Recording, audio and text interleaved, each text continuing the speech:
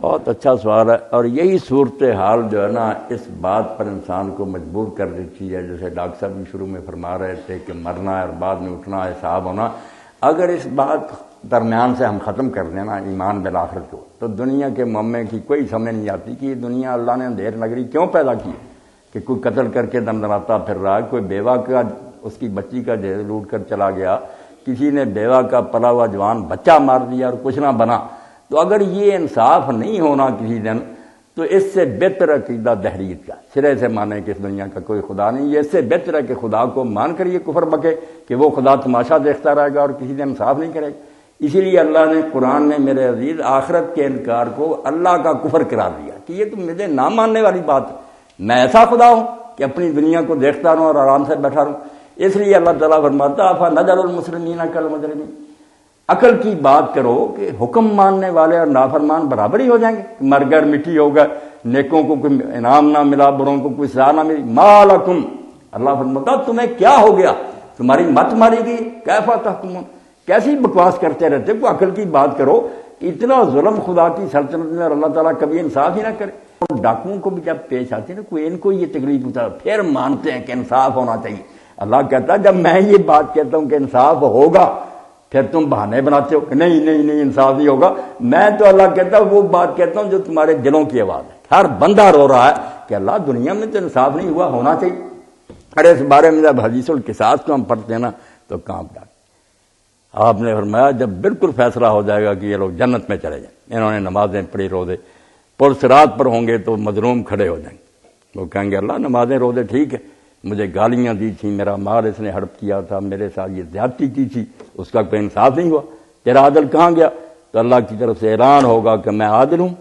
جب تک تمہارا حق پورا نہیں ہوگا میں ان کو جنت میں داخل نہیں ہوں۔ حضور فرماتے وہاں روک لیا جائے گا اور حکم ہوگا کہ ان کی نیکیوں میں سے لے لو، جتنی نیکیاں لے کر خوش ہوتے ہیں نا۔ اور یہ جب آپ بیان فرما رہے تھے تو رسول کریم علیہ السلام بہت روئے کہ وہ دن جب ایک ایک نیکی کا آدمی محتاج ہوگا، جب اجازت مل جائے گی لوگ کیا چھوڑیں گے، لوٹ کر لے جائیں گے، اور بعد میں جب وہ نیکیاں ختم ہو جائیں گی تو فرمایا ان مظلوموں کے گناہ ان کی گردنوں پر ڈال دو اور ان کی بجائے یہ جہنم بھگتیں، جب حساب بے باک ہوگا تو پھر جنت میں جانے دیا جائے گا۔ اس لیے عدل تو بچہ ہوگا، پورا ہوگا، بالکل ذرہ بھی نہیں کسر رہے گی۔ فَمَن يَعْمَلْ مِثْقَالَ ذَرَّةٍ خَيْرًا يَرَهُ وَمَن يَعْمَلْ مِثْقَالَ ذَرَّةٍ شَرًّا يَرَهُ۔ یہ ایک ایسی بات ہے کہ جو عیاشی کرنا چاہتے ہیں وہ آنکھیں بند ضرور کرتے ہیں مگر دل کا وہ نہیں مانتا۔ ان سے پوچھے کہ یار معقول بات نہیں کہ ظالم کو سزا ملنی چاہیے اور نیک آدمی کو انعام ملنا چاہیے، اس میں بھی کوئی بات ایسی ہے کہ جس کو آپ کہیں گے یہ ریشنل ہے، یہ تو معقول ہے، انصاف کی بات ہے، مگر چونکہ ان کے عیش میں خلل پڑتا اس لیے جان بوجھ کر آنکھیں بند کرنے کو چل جائے۔ آئے گا وقت بالکل عدل ہوگا، پورا پورا ہوگا۔ یہ اسی طرح نہیں رہیں گے۔ اس بارے میں میرے عزیز حضور صلی اللہ علیہ وسلم یہاں تک فرمایا، ڈرنے کی بات ہے، یہ خود کچھ کرتے ہیں اور سارا کچھ، فرمایا لوگ بالکل اتنا جنت کے قریب پہنچ گئے ہوں گے کہ جنت کی دہلیز نظر آ رہی ہوگی نیکیوں کے، مگر صرف ایک چلو خون،